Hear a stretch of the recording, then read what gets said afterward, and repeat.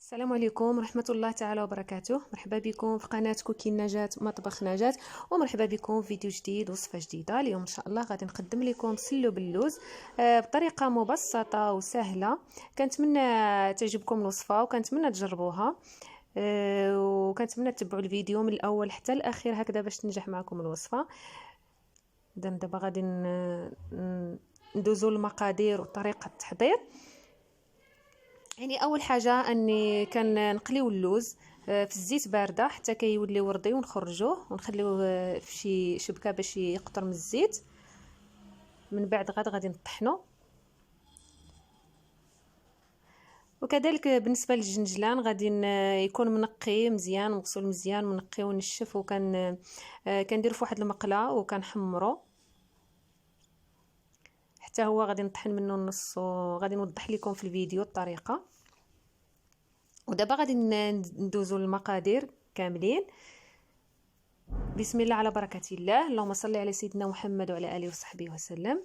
كنحتاجو الطحين. طبعا هنا عندي واحد نص كيلو ديال الطحين محمر في الفران، خليته تحمر هكا بهذا اللون.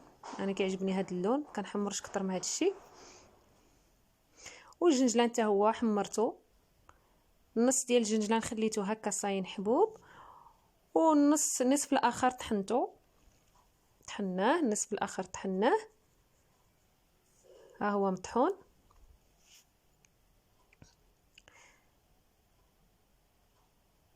وعندنا اللوز حتى هو واحد نص كيلو ديال اللوز. يعني كي جنجلان كي اللوز كي الطحين، يعني نصف المقادير، نص كيلو طحين، نص كيلو لوز، نص كيلو جنجلان. اللوز حتى هو حمرته وهرمشته، والنصف الاخر طحناه مزيان معلك.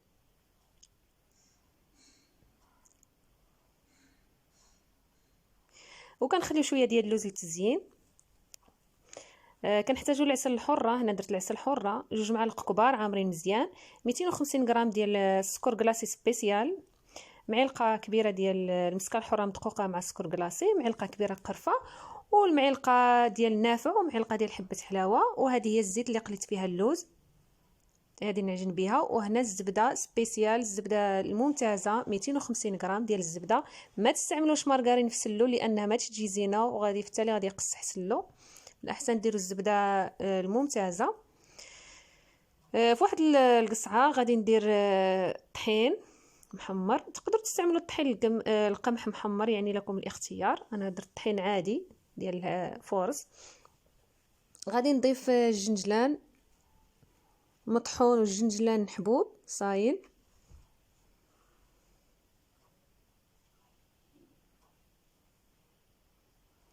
وغادي نضيف اللوز.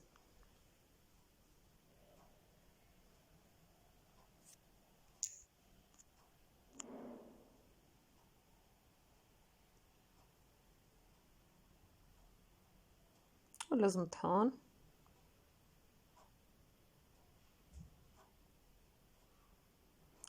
غادي نضيف سكر كلاصي سبيسيال،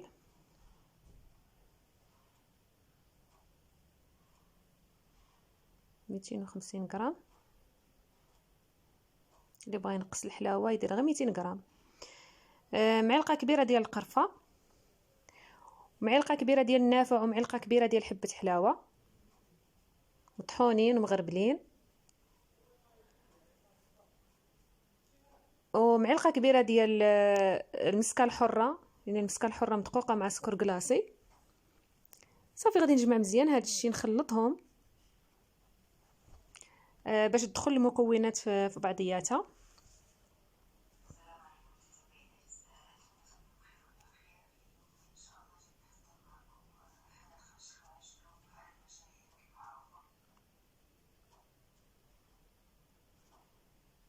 اذا غادي نخليهم حتى كيتجانسوا هاد المكونات مع بعضياتها. عاد غادي نزيد السوائل.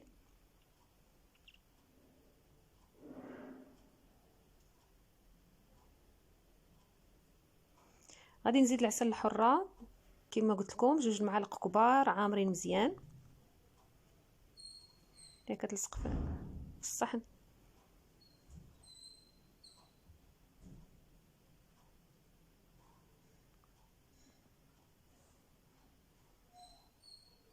تقدروا تزيدوا العسل يعني على حسب الرغبه، كل واحد اللي كيبغي الحلاوه يزيد. وغادي ندير الزبده دايبه، راه الزبده راني صفيتها ذوبتها وصفيتها. وغادي نزيد هذه الزيت اللي قليت فيها اللوز. المهم غادي نعجن غير بشويه اللي خاصني الزيت غادي نزيد. غادي نعجن مزيان هذا الخليط، ومن بعد غادي نزيد الزيت حتى كنجمعو مزيان.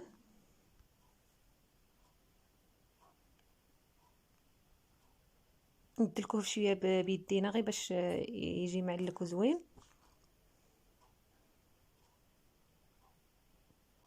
انا ضفت الزيت تقريبا زلافه ديال الزيت وواحد الربع اللي درت هنايا، و250 غرام ديال الزبده.